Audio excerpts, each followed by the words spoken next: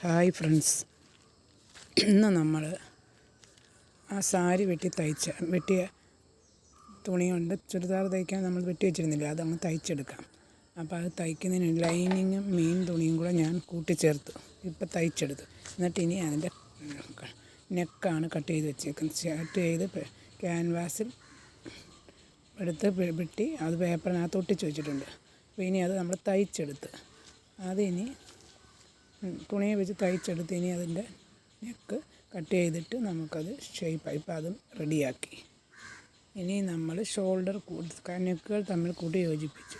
അതിന് ശേഷം നമ്മൾ ഇനി ചെയ്യുന്നത് ഷോൾഡറുകൾ തമ്മിൽ കൂട്ടി യോജിപ്പിക്കുക എന്നുള്ളതാണ്. ഇപ്പോൾ ഷോൾഡർ കൂട്ടി യോജിപ്പിക്കാൻ ഇങ്ങനെയാണ് ഷോൾഡർ കൂട്ടി യോജിപ്പിക്കുന്നത്. നെക്കിൻ്റെ അടിയിലോട്ട് ഇങ്ങനെ കയറ്റി വയ്ക്കും.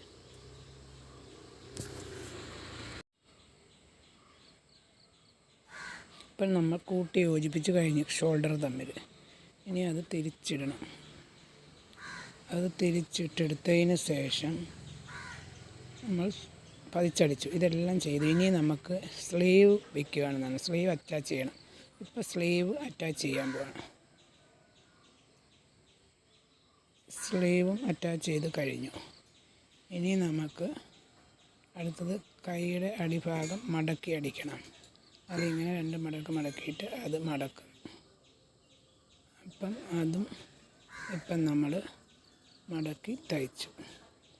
മടക്കി തയ്ച്ചു കഴിഞ്ഞത് ഇനിയിപ്പം നമുക്ക് വേണ്ടത് അടുത്തത് ഷേപ്പ് അടിക്കാനുള്ളത്. 2 സൈഡും കൂട്ടി യോജിപ്പിക്കാനുള്ളത്. നമ്മളങ്ങനെ കൂട്ടി യോജിപ്പിക്കണം. അത് കഴിഞ്ഞ് ഇനിയിപ്പം പാൻറ്റാണ്. പാൻറ്റിൻ്റെ 2 സൈഡും തയ്ച്ചു. ഇനിയിപ്പം താഴേന്ന് കാലിൻ്റെ ഭാഗം താഴേന്ന് മേപ്പോട്ട് അടിക്കണം. സൈഡ് 2 കൂട്ടി അടിച്ചു.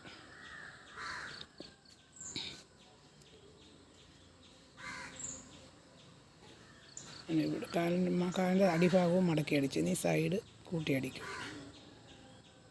ഇനി നമ്മൾ അത് 2 ചെയ്ത് കഴിഞ്ഞ് ഇതെല്ലാം ചെയ്ത് ഇനി നമുക്ക് ഇലാസ്റ്റിക് വെക്കുക എന്നുള്ളതാണ്.